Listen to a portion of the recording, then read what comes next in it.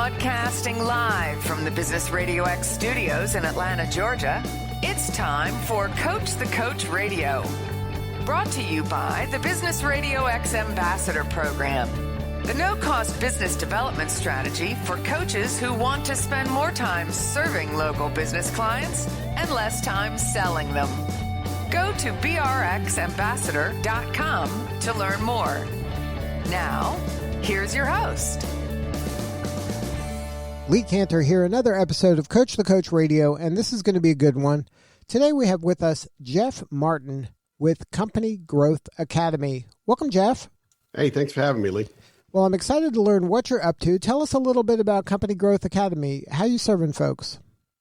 Yeah, well, for the most part, it's about introducing frameworks or systems into your business that create enough efficiency that it frees the owner up to do what they really want to do. And most often that's, spending time with family or growing their company through different means. So it's really about giving these owners freedom to do the things they want to do.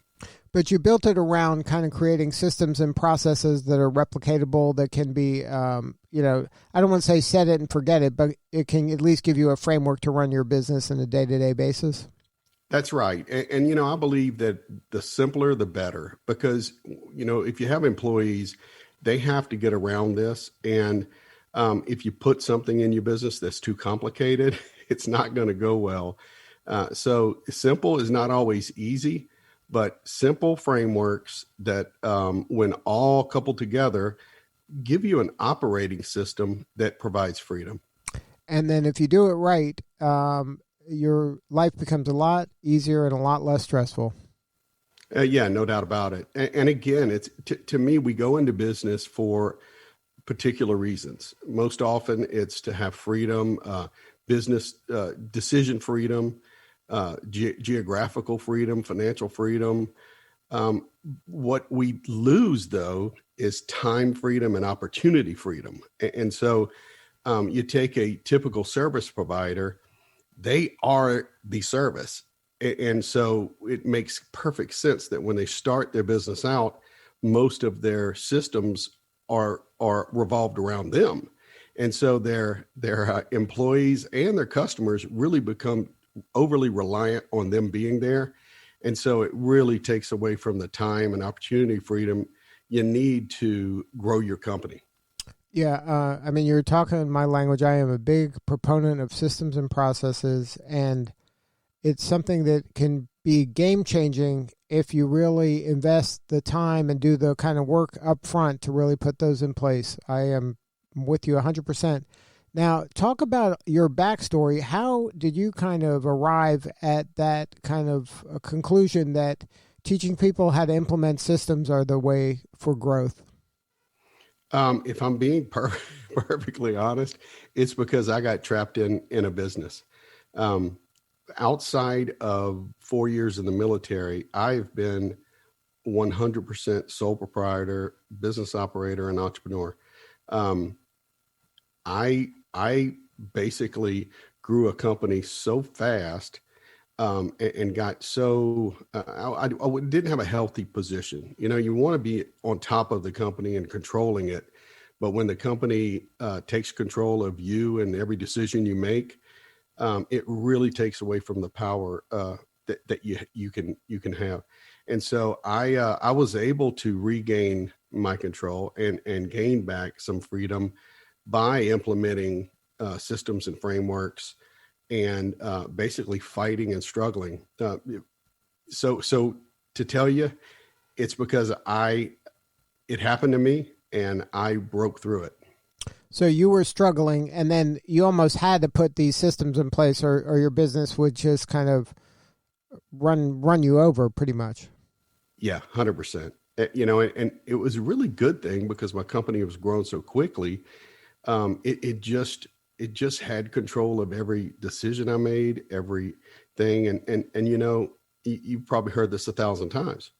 You might be at a party or you might be at a baseball game with your kids, but your mind's back at the office, and there's just nothing worse. Now, so you come to this conclusion, well, first of all, let me step back a little. You were fortunate enough to have a business that was growing rapidly. I mean, a lot of people think that, what are you complaining about? That's what we're all trying to do. But that is kind of a double-edged sword. I mean, it can overwhelm you and it can really be destructive if it isn't managed right. So people wishing for lots of business can quickly, if they don't have the systems in place, be overrun by it, and it can turn negative pretty quickly. Yeah, and I don't want to get too negative myself, but growth doesn't necessarily mean profit. And so what I'm about is growing a profitable business and one that you can sustain that growth, as long as you're in the game. So now, so you have this kind of moment of reflection and say, hey, I got to get this under control. Did you just start breaking things down into systems? Like at some point you were trying to, I'm sure, fire yourself from certain jobs. Yeah, and that's exactly what I had to do. Again, I talk about my typical client. They're service providers, and so you could be a plumber, you could be a chiropractor, a flight instructor. My customers, they are the service. And like I said, it makes sense when you're starting out. Just think of the plumber, he's a one-man show until he brings somebody in to answer the phone. And then his dream is to get multiple trucks. Well, I mean, it's really hard to do it when you are working in the business. You have to rely on other folks. And so as that growth happens, most of the time they're creating systems on the fly. They're creating systems. The worst part about it is they're all in their head. They're all in the owner's head. Right. And so documentation is wildly important, but ensuring that you have a really simple system or process or framework that other people can follow, that is the only thing that's really going to help remove you or transition you from the role of service provider to an entrepreneur who has the freedom to go out and do the things they want, like stop passing up opportunities, start looking at ideas and fleshing them out to see if they might make sense, rather than have another location or whatever. And maybe even take a vacation, and spend time with your family. It's there's nothing worse than being away and thinking your whole business is about to fall apart. Right. And that's a clue that you really don't have a business, you have a job, if that's the case. And a bad job. Now, what we do here, and I don't know how you feel about this, is the rule is if you do something twice, then write it down. It goes in the manual. No, I love that. That sounds great. Because that's what we find is that we end up doing the same task over and over like it's the first time we've ever done this. And if you just write it down, then you have a chance. Even write it down poorly, you have a chance to delegate it to somebody else. I love that. I may steal that from you, Lee. Is that okay? Absolutely. But so that's the mentality, though, to be thinking, right? That everything should go into some sort of a manual of some kind, whether it's digital or an actual, pieces of paper. But you want to get some of these systems down on some form so that you can hand it to somebody else to give them at least a running start when they start. That's right. Now I already have ready-made frameworks that when you plug them into your system, it allows you to begin to operate and to pull back from that service provider role.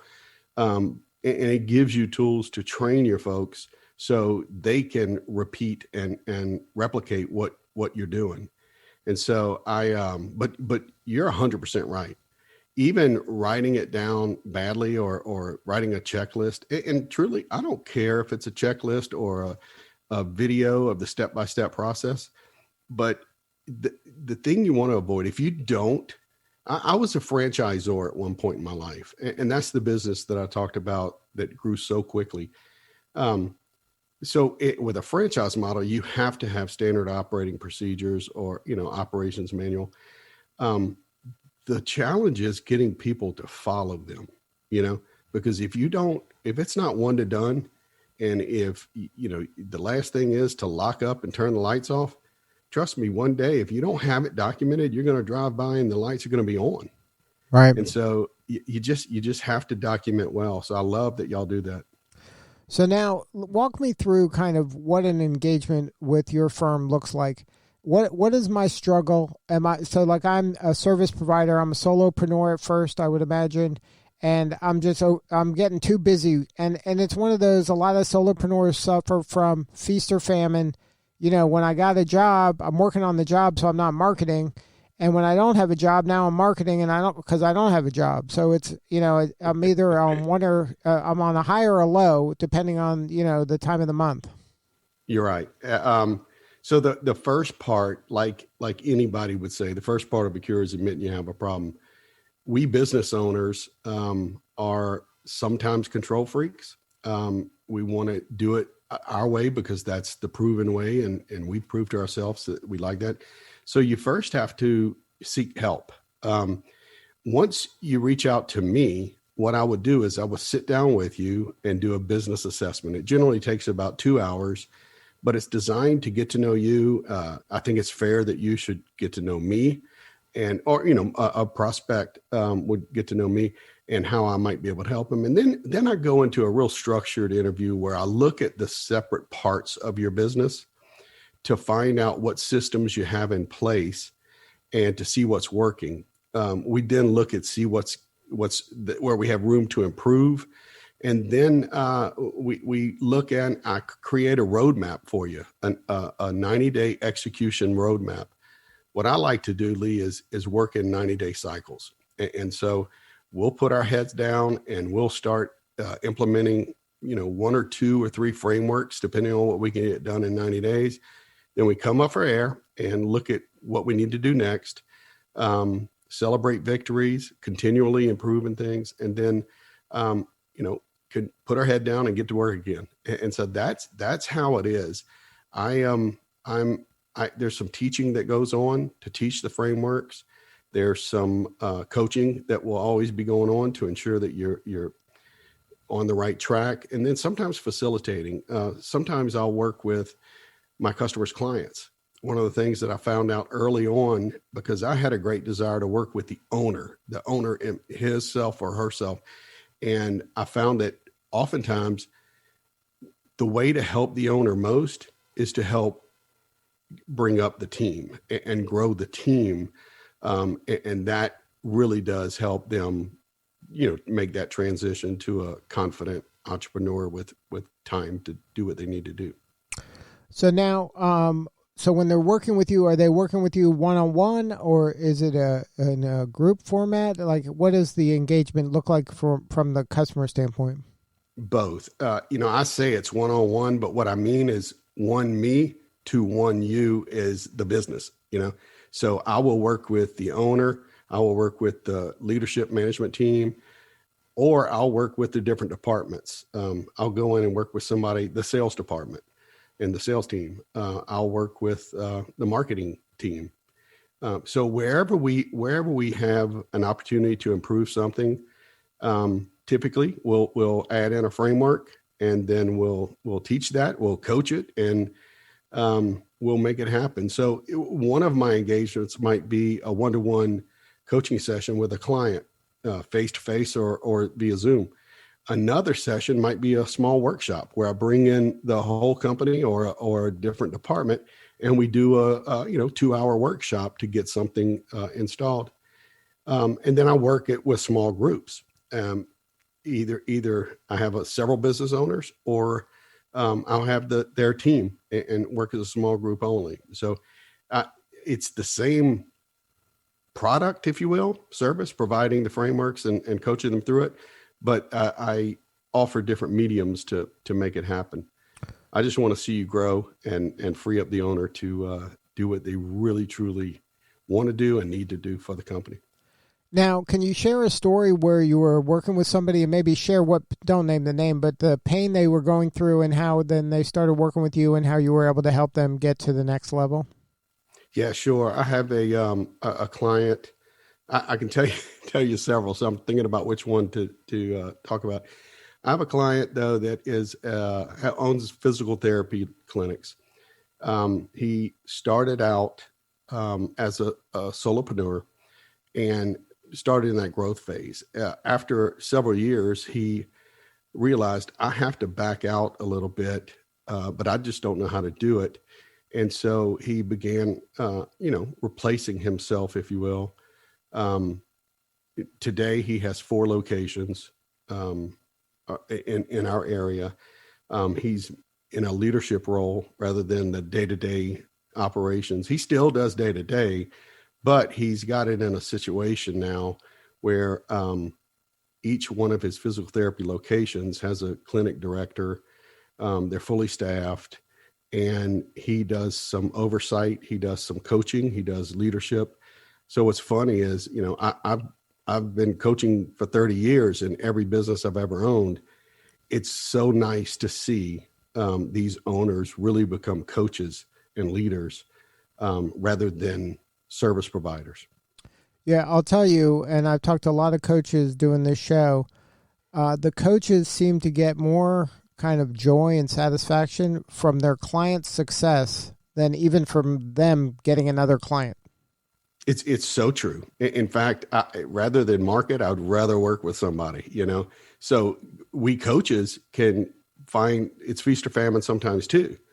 We may have this influx of clients and we start working with them and then we forget to market for a little while. It's because we love coaching, and seeing success of our clients. And so maybe that's a lesson there. I think it is. Well, Jeff, congratulations on all the success, and thank you so much for sharing your story today. Is there a website people can go to learn more or connect with you or get on your calendar? Yeah, sure. Thank you. Go to companygrowthacademy.com or just visitwithjeff.com. Visitwithjeff.com.